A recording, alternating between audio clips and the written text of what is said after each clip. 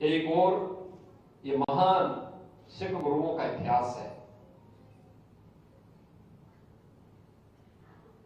जो हम सब के सामने आज भी स्वर्णाक्षरों में है, जो हम सबके जीवन में एक नई प्रेरणा प्रदान करता है, हमको निरंतर आगे बढ़ने के लिए प्रेरित करता है।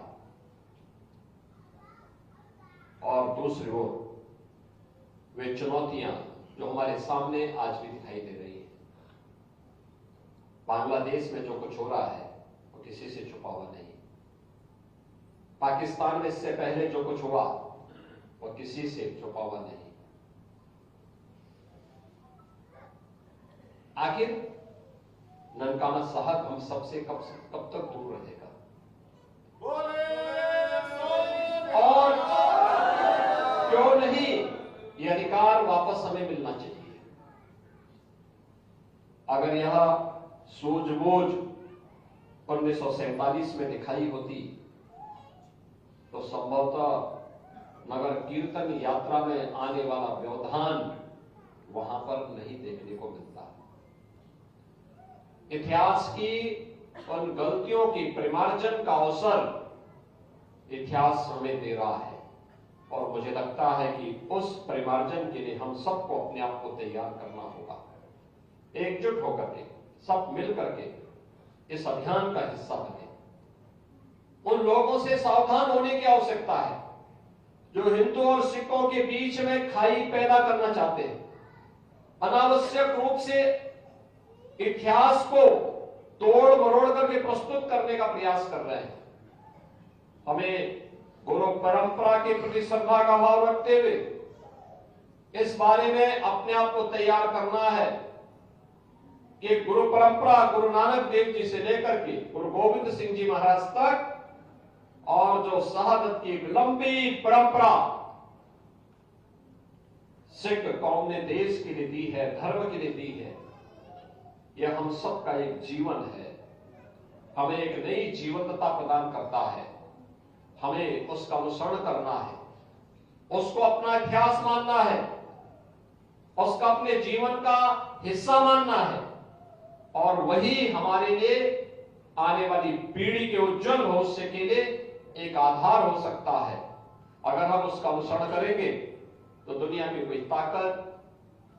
कोई भी ताकत आपका बाल नहीं कर पाएगी, क्योंकि गुरु परंपरा में दिव्य विभूतियां थी। हम सबको गौरव की अनुभूति होनी चाहिए। कैसे दिव्य गुरु परंपरा का सानिध्य सिख पंथ के अनुयायियों को प्राप्त हुआ, जिन्होंने अपनी साधना से, अपने सामर्थ्य से न केवल इस कौम को बल्कि पूरे देश को, पूरे सनातन धर्म को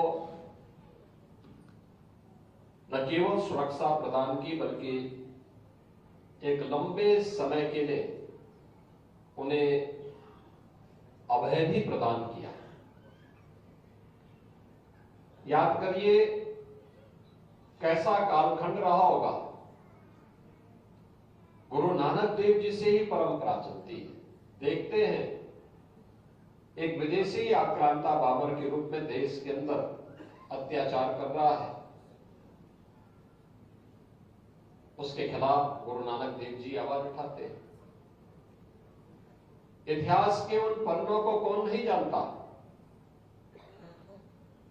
जब गुरु परंपरा भक्ति की इस परंपरा से ऊपर भी उठ करके उन्होंने उस समय के तत्कालीन समाज को एक नई दिशा देने का काम किया था और ये परंपरा आगे बढ़ते हुए शहादत और बलिदान की सुदृढ़ नींव को आगे बढ़ाते हुए गुरु तेग बहादुर जी महाराज और गुरु गोविंद सिंह जी महाराज तक पहुंचते पहुंचते तो सत्य का एक दिव्य पुंज बनकर के न केवल सनातन धर्म की रक्षा के लिए बल्कि भारत की रक्षा के लिए अपने आप को बलिदान करने में कभी चूकी नहीं। गुरु तेग बहादुर जी महाराज ने उस समय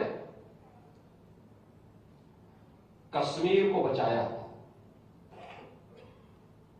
उस समय के अत्याचार से कांप रही सनातन धर्मावलंबियों को एक नया जीवन दिया था। और उस समय कश्मीरी पंडितों को इस बारे में कहा था, जिनको एक हुक्म मिला था कि उन्हें इस्लाम स्वीकार करना है। कश्मीरी पंडित भटक रहे थे, कहां जाएं, कौन शरण देगा। तो अंततः उनको शरण मिली गुरु तेग बहादुर जी महाराज के पास, जिन्होंने कहा कि नहीं, तुम मना मत करना, ये बोलो कि पहले हमारे गुरु को इस्लाम स्वीकार करा दो, अगर वो इस्लाम स्वीकार कर लेते हैं तो हम भी स्वीकार कर लेते हैं। और फिर ये सिलसिला आगे बढ़ा। लेकिन उन्होंने कभी भी देश और धर्म से हट करके किसी विदेशी आक्रांता के सामने, विधर्मी के सामने कभी सिर नहीं झुकाया।